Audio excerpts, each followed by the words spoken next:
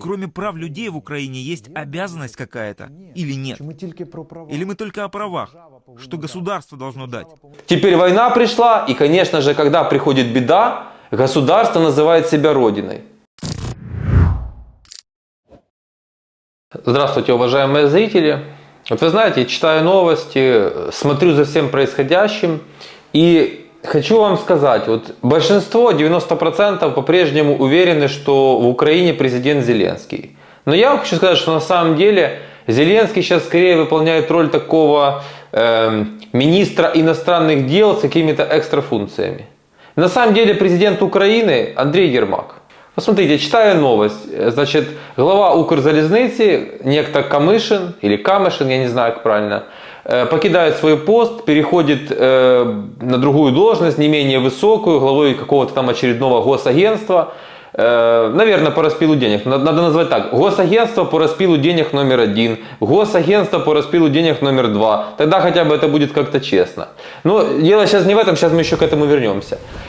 Кто, по информации из прессы, главные кандидаты на место этого Камышина, на место главы огромной, миллиардной компании, очень важной для Украины, Укрзалізниці. Кандидат номер 1 – это тот, кто сейчас там в совете директоров присутствует, бывший недожурналист Сергей Лещенко, он же советник Ермака, он же тот, кто всю жизнь был сливным бачком в прессе, в «Украинской правде», еще там где-то, у которого уже нос рос, как у Пиноккио.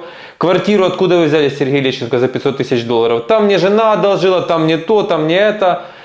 Только Зеленский объявил, что идет на выборы, если помните, сразу же Лещенко там образовался на этих круглых столах. Великий советчик. Вот скажите, пожалуйста, люди, в какой сфере Сергей Лещенко хоть что-то сделал? Вот в какой сфере он является специалистом настолько, он был менеджером на каком-то предприятии, он организовал свой бизнес, может быть.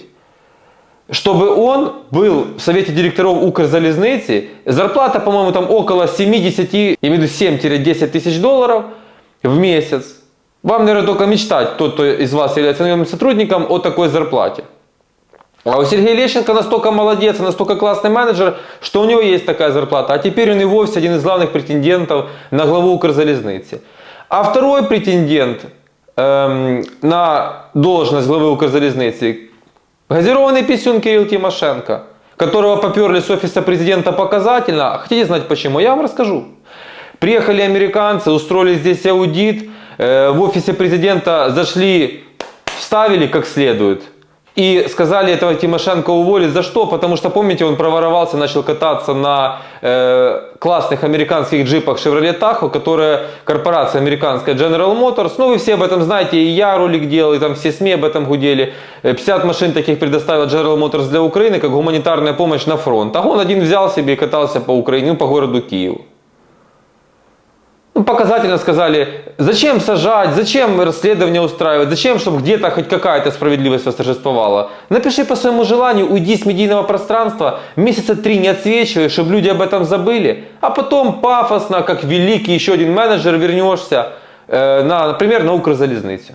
Но здесь же я хочу, сейчас вы начнете, а нужно было вот того, а нужно было того. Нужно было никого. Укрзалізниця должна, как и все остальные госпредприятия, до единого приватизированы, уйти в частные руки, для того, чтобы вы, люди, могли ездить в комфортных современных вагонах, без хамства проводников, чтобы все было вкусно, чисто, красиво и безопасно, а не там, где, как сейчас, мочой воняет, извините.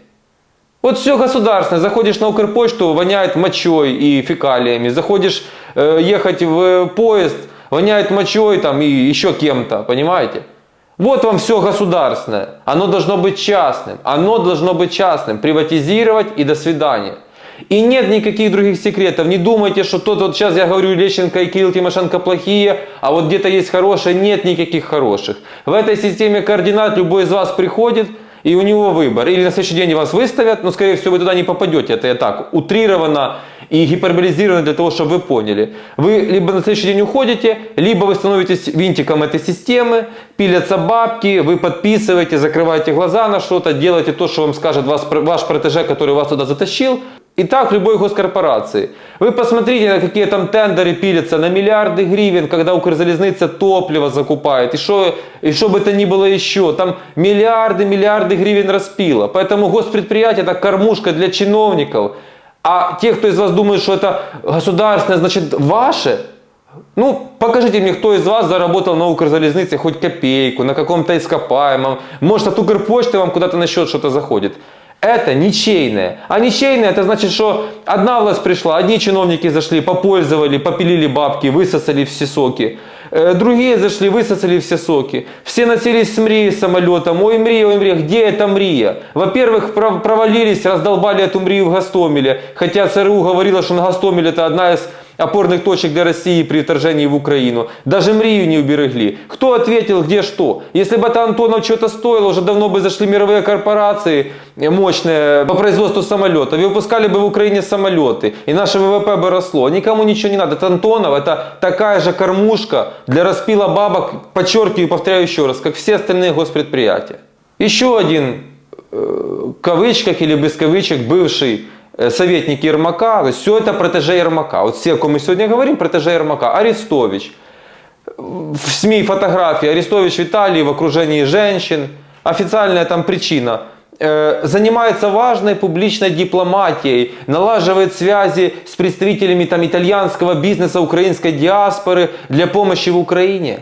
Это все такой пиздец конкретный. На самом деле он туда поехал поторговать лицом, поднять себе еще подписчиков, а может быть, мы не знаем, я просто не в теме, может он там какой-то еще и платный ивент запилил в Италии. Вот для чего ездит Арестович. А вы сейчас без своей семьи, пока ваша жена и ребенок, скорее всего, где-то в Польше и в Германии, вы сейчас сидите без работы, без ничего и не можете выехать со страны. Потому что вот такой вот Ермак, вот такой вот Зеленский. А Арестовичу можно, он же у нас особенный. В каждом интервью рассказывает, что он ехал на фронт, его Ермак выцепил 24 февраля и сказал, ты здесь нужен. Все уже официально, тоже как и Кирилл Тимошенко, написал для проформы заявление, ты не в офисе президента.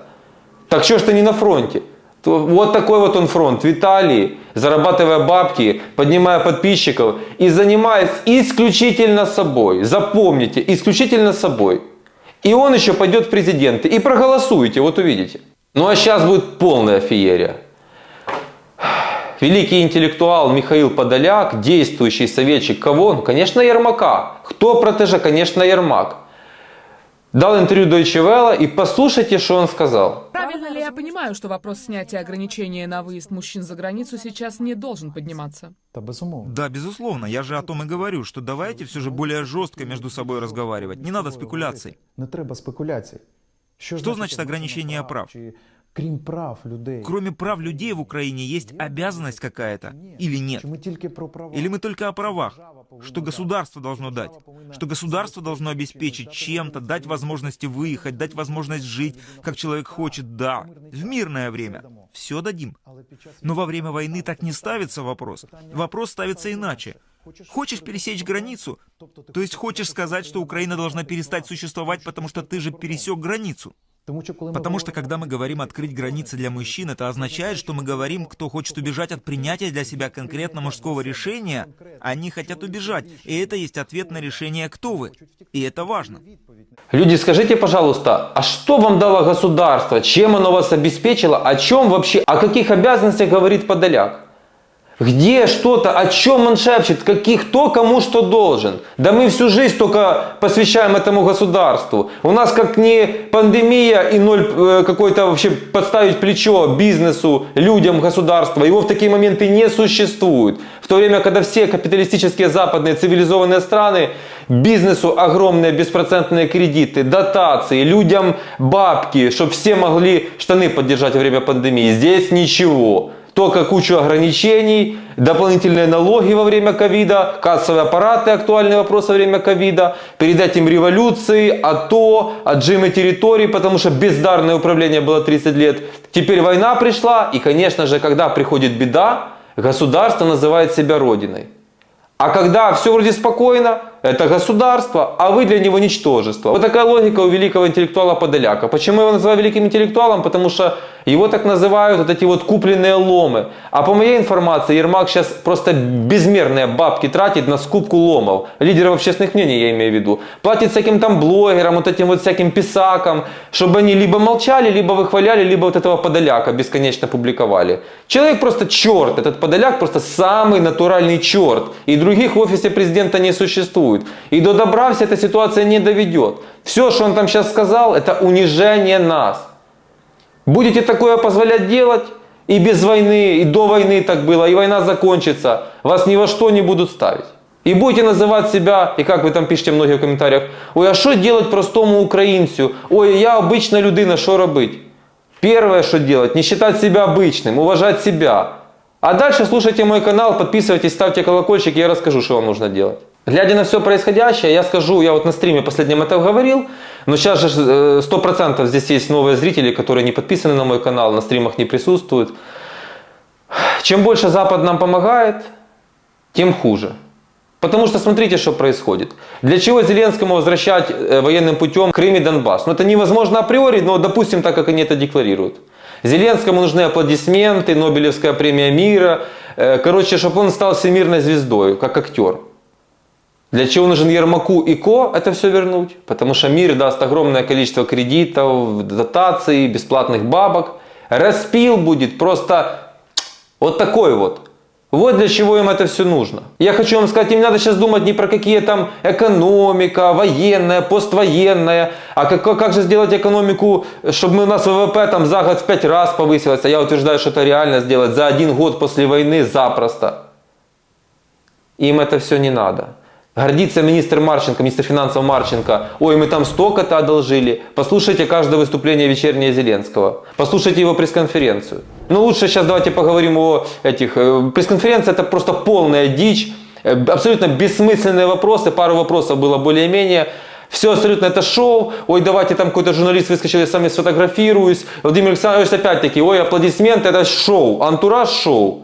А мы сейчас с вами говорим по-серьезному. Так вот, по-серьезному, Зеленский в каждом видеообращении нам потрібні танки, нам потрібні літаки, а вот там я договорился, нам дадут денег. И каждый день в ленте новостей, там Швеция даст 30 миллионов долларов на это, Норвегия 5 миллионов долларов на это, страны ЕС там еще 40 миллионов долларов на это, а США 50 миллиардов в год Байден выделит.